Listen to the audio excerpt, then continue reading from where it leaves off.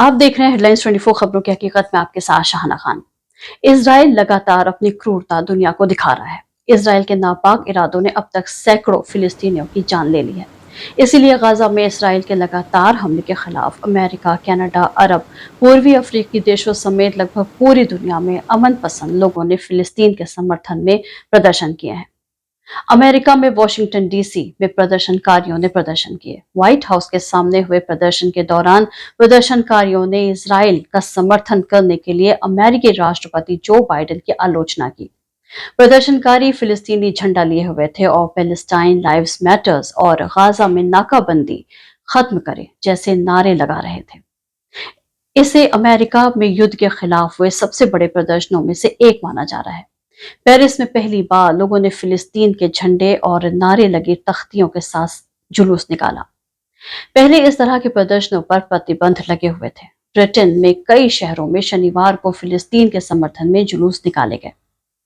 Police का कहना था कि इन प्रदर्शन के दौरान अकेले सेंट्रल लंदन में ही 30,000 प्रदर्शनकारी शामिल थे।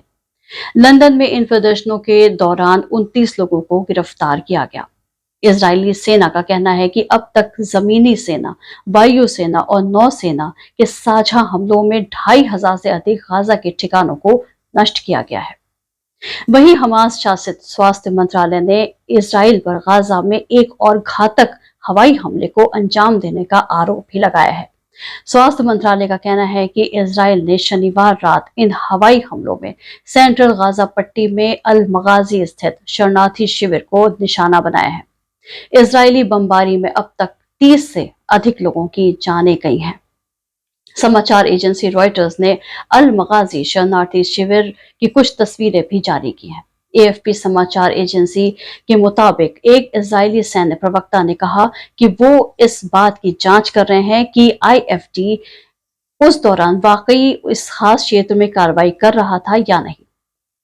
इससे पहले बीते मंगलवार को गाजा में सबसे बड़े शरणार्थी कैंप जबालिया में हुए धमाके में कम से कम 50 लोगों की जानें चली गई थी।